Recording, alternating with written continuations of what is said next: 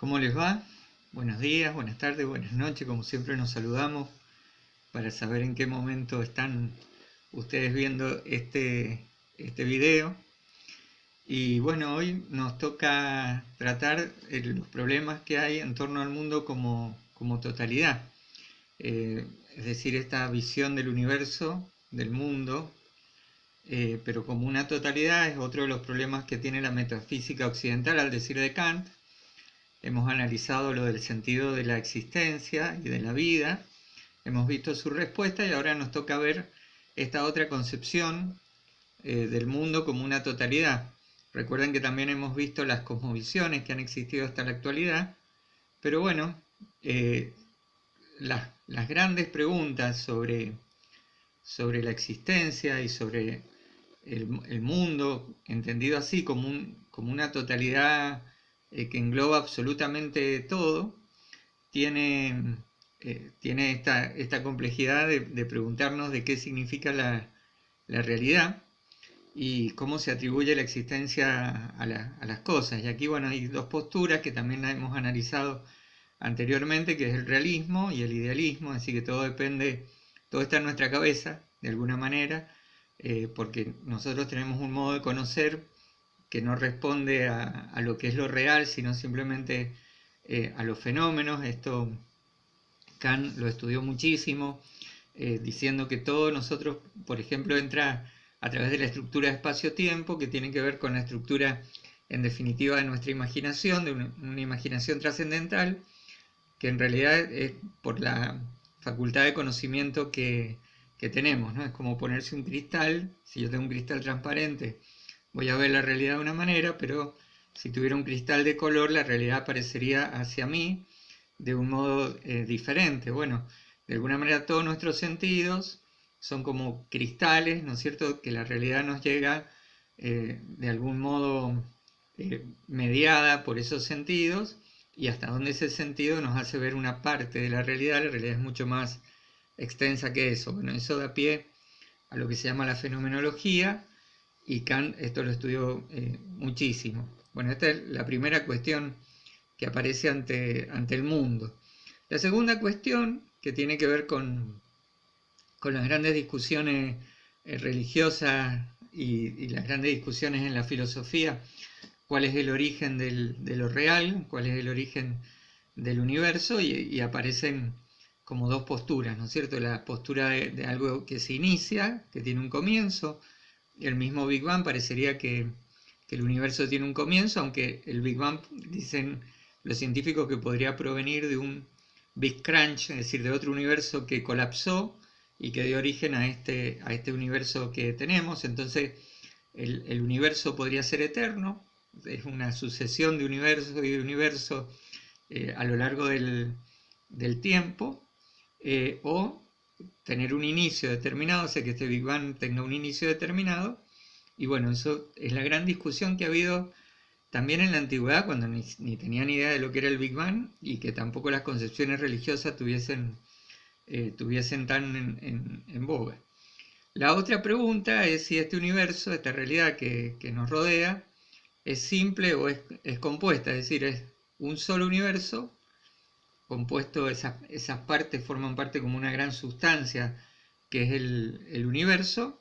Eso se llama, fíjense, tiene un nombre, monismo. No es que sea un mono, sino que mono significa uno en griego, entonces por eso se llamó así a esto, el monismo, distinto, fíjense, del pluralismo. Pluralismo justamente significa muchos, es decir, que el universo para el monismo es uno solo, es una única realidad, y todas las sustancias que están dentro de ese universo forman parte solamente de él, o no, es un conjunto de sustancias que simplemente se encuentran agrupadas u ordenadas de alguna manera. El otro problema que hay es si todo sucede causalmente, o sea, tiene una causa, o existe algo azaroso, ¿no? Como estamos determinados aún en nuestras acciones, creemos ser libres, pero no lo somos, o el mundo es una sucesión de causas, de efectos, o dentro de esa sucesión hay algo azaroso que genera el universo que hoy poseemos. Yo me acuerdo haber leído un libro hace unos años atrás que se llama Los 3 primeros minutos del universo, y señala cómo la composición química de esos 3 primeros minutos del universo en la explosión del Big Bang posibilitan que exista un planeta como la Tierra en una galaxia perdida del universo que sea capaz de alojar vida y que esa vida sea capaz de pensar como estamos haciendo nosotros en este momento. Es decir, todo eso es un cúmulo de causas o es azaroso. Recuerden cuando veíamos también el efecto mariposa o el principio de indeterminación de Heisenberg, que cualquier variación pequeña que sucede en un espacio determinado, con el tiempo genera una realidad totalmente distinta. Entonces, esto es para reflexionar o para pensar en uno de los grandes temas de la metafísica, es decir, esto es realmente determinado que tengamos que estar así, o realmente han habido variantes dadas por el azar, que es lo que estamos. Einstein decía que la sucesión del universo que tenemos, querer explicarlo por el azar sería como querer explicar una sucesión de 6 dados que dieran 6 a lo largo de 12 tiradas, ¿no? Es imposible.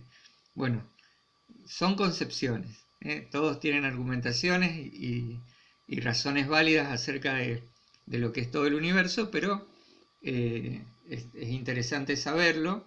Me gusta esta imagen que les he puesto acá, ¿no es cierto?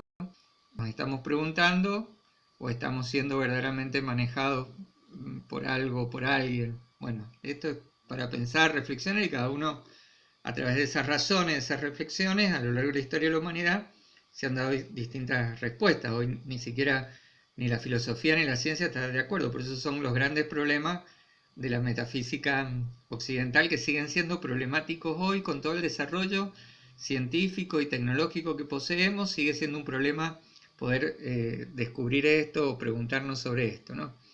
Y bueno, el otro tema que aparece en la metafísica y en la filosofía occidental como un gran tema es el tema de Dios. Cuando hablamos de Dios o hablamos de algo absoluto, no estamos refiriéndonos a ninguna religión determinada. Cada religión tiene una concepción de Dios absolutamente diferente o distinta. Nosotros, la filosofía, podríamos hacer un análisis comparativo de cómo consideran a Dios las distintas religiones, y ahí estaríamos haciendo una filosofía de la religión sin tomar postura, sino simplemente como un análisis humano acerca de cómo el ser humano ha creído o ha pensado divinidad, y esta divinidad ha tenido distintas concepciones. Bueno, por eso aquí les he traído los nombres de las principales religiones que existen hoy en la humanidad, y de alguna manera las representaciones gráficas que tiene esa divinidad en estas religiones, ¿no es cierto? Aunque muchas de ellas señalan que no puede tener Dios una representación gráfica determinada. Cuando comparamos, cuando analizamos las concepciones de la divinidad que existen, nos damos cuenta que estas concepciones son totalmente distintas, totalmente diferentes de una a otra. Entonces nosotros, desde la filosofía, podemos meternos en ese mundo sin meternos desde la religión, sino metiéndonos desde la razón y decir, bueno, a ver cómo entienden a Dios o cómo piensan a Dios las distintas religiones que han existido a lo largo de toda la historia de la humanidad. Esto es interesante, que ha habido una concepción de un ser supremo, de seres supremos. Bueno, ¿cómo ha sido esto? En primer lugar, nos vamos a encontrar con lo que se llama el animismo. El animismo es atribuir vida a los elementos naturales, es decir, que los elementos naturales son dioses. Recuerden los primeros dioses. Zeus, de hecho, era el dios del rayo o el dios del trueno. El dios del infierno era Hades, ¿no es cierto? En la concepción griega, en definitiva, estaban como los elementos naturales endiosados y colocado un nombre. En este mismo sentido, bueno, se va a generar lo que se llama el politeísmo, es decir, una gran cantidad de dioses. En el caso de las religiones griegas, persas, o las que tienen relación con el orfismo, las mismas religiones egipcias en la antigüedad, etc., un gran número de dioses, por eso se llama politeísmo, no es un solo dios, sino numerosos dioses que tienen hasta atributos parecidos a los de los humanos, se enojan, algunos tienen miedo, se aman, hasta tienen conciben hijos, ¿no es cierto?, que son otros dioses o semidioses. Bueno, esto es interesante, esta concepción de gente que creyó en esto y ofreció sacrificios, y muchas veces tenían hasta sacrificios humanos. Me toman un mate para que vean que en la virtualidad también hay algo de realidad.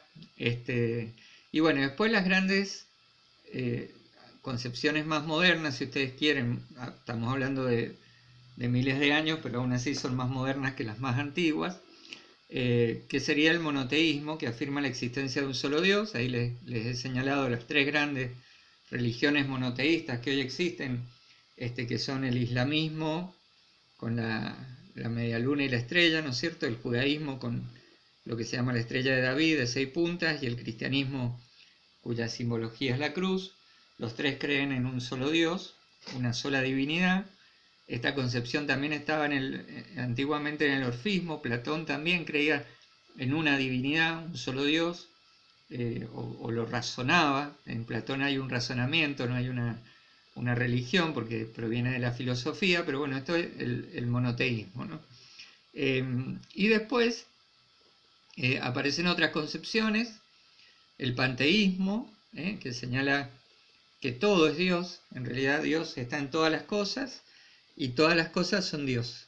Esto está muy en boga hoy en día en prácticas de las religiones orientales, donde como uno tiene que tratar de conectarse con ese pan, con ese todo que es Dios. Y bueno, lo hacemos a través de la meditación, o lo hacemos a través de ciertas gimnasias o ejercicios, como puede ser el yoga, que también está tan difundido, tan de boga, y que tiene esta concepción de fondo. Y después aparecen dos concepciones, miren, que son importantes, que es difícil distinguirlas porque tiene una sola letra de distinción, que es la T y la D, teísmo y deísmo.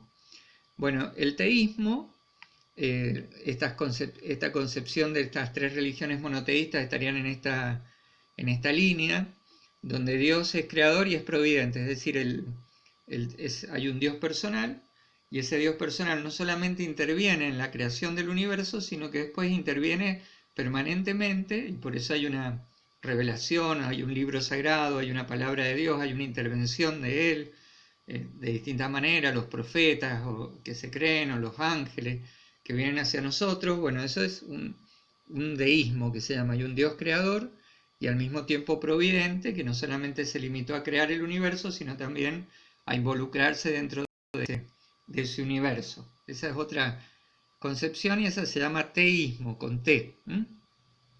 Y el deísmo, que estuvo muy en boga con la Revolución Francesa, tiene que ver con este Dios que es principio de todo, crea el universo, crea el mundo, pero después ese Dios se aparta y se desentiende y se lo deja en manos de los seres humanos. Ahí tienen a Locke, Voltaire, Rousseau, que lo conocemos nosotros especialmente por ser los filósofos de la Ilustración.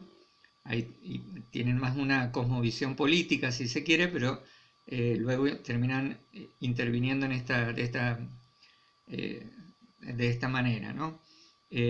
Así que bueno, estas son, fíjense, las maneras de entender a Dios. No existe otra manera, al menos hasta hoy conocida. Si ustedes llegan a inventar una, me avisan, entonces lo incluimos también en el PowerPoint, porque podría suceder.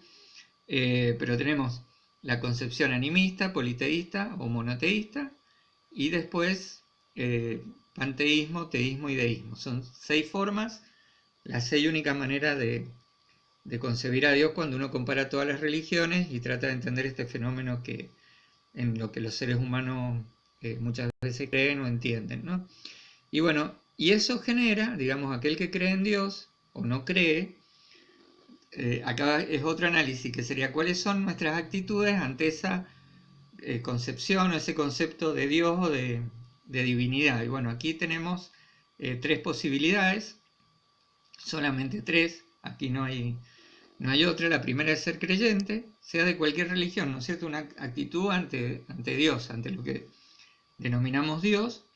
Y bueno, vos podés creer en la divinidad y entonces vas a ser creyente, ¿no es cierto? Puede ser la actitud contraria, no crees en ninguna, ni en ninguna religión, ni tampoco en ninguna divinidad, ni en ningún Dios, y entonces a eso es lo que le llamamos el ateo, aquel que no cree en Dios. Teo es Dios, a es no, así como el creyente o teísta, ¿ven? El que cree en Dios, y el ateo, que es justamente lo contrario. Y después hay una posición intermedia, que es generalmente la que los filósofos suelen tomar, y en general ustedes van a ver que si bien hay filósofos teístas, podríamos decir, muchos de ellos, y también ateos, como puede ser el caso de Marx, Feuerbach y otros filósofos modernos que hacen, digamos, del ateísmo como una militancia. La otra actitud que proviene de la filosofía de la religión de Kant, que se llama el agnosticismo. ¿Qué es el agnosticismo? El agnosticismo es quedar como perplejo, es decir, no sé si existe o no existe Dios. No puedo afirmar su existencia, pero tampoco puedo negarla. Entonces, ¿cómo se llama esa actitud? Hoy dirían esa actitud ni creo ni dejo de creer. Las dos, está ahí en el medio tratando de encontrar razones, suspendiendo el juicio, y entonces eso se llama el agnosticismo. No sé, no sabe uno por qué puerta entrar. Bueno, esa es son las tres actitudes que podemos tener ante Dios. Y bueno, de todo esto, yo les voy a pedir que no rompan la computadora, que no sean una matrix del sistema, ¿no es cierto? Sino que tratemos de estar contentos y alegres, y entonces necesitaría escuchar tu opinión, tu versión, tus argumentos. ¿Qué pensás del sentido de la vida? ¿Qué pensás del universo? ¿Cómo pensás el universo? ¿Cómo te posicionás ante eso? ¿Qué pensás sobre Dios?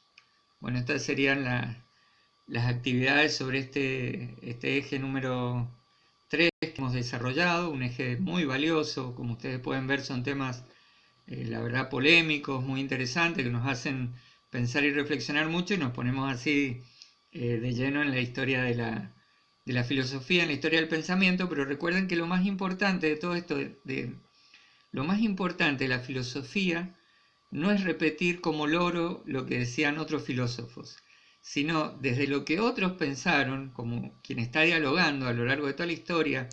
Hoy tenemos la posibilidad de recobrar el diálogo y la opinión de tantos filósofos, ponernos, ¿no es cierto?, en esa ronda, y ser capaces nosotros de expresar racionalmente, filosóficamente, lo que pensamos, con una gran argumentación, es decir, apoyándonos en una argumentación, no apoyándome en una charla de café diciendo, bueno, yo creo, opino. No, a ver, ¿por qué opinas esto? ¿Por qué creo esto? Eso es lo que les pido, digamos, poder expresar la concepción que ustedes tienen sobre estos temas con fundamento, esa es la esencia de la filosofía, ¿no es cierto? Nosotros, desde que soy profesor de filosofía y he tenido la oportunidad de hacer la licenciatura y el doctorado, he entendido la filosofía como una actitud de vida, no como un gran cúmulo de contenidos. Por supuesto que los contenidos nos ayudan porque la gente pensó, no somos los primeros en pensar, y han pensado mucho, y han pensado muy bien, y han dado argumentos estupendos. Entonces uno, para poder dar un argumento, necesita haber escuchado al otro primero, y desde ahí uno va a tomar una posición, una argumentación. A veces va a tomar parte de uno, parte de otro, nos parece bien lo que dijo el otro, y va dándole todo un peso racional y argumentativo a algo. Bueno, esa actividad que quiero que desarrollemos, que hagamos, y bueno, de acuerdo a cómo haya sido esa actividad, veremos si hacemos la red conceptual de la antropología cultural y filosófica y del realismo, o bueno, o nos quedamos con estas actividades. Eso lo vamos conversando, lo vamos charlando en esta virtualidad que estamos teniendo, y en estas clases que aunque no sean sincrónicas, así en el mismo momento, creo que tratamos de romper esta pantalla que hay acá, y llegar hasta ustedes y decirles que bueno, que pongan mucho ánimo, mucha motivación, que podemos seguir estudiando a pesar de estas circunstancias y eso me parece lo más valioso. Bueno, gracias por estar, por escucharme y bueno, nos vemos en la próxima clase.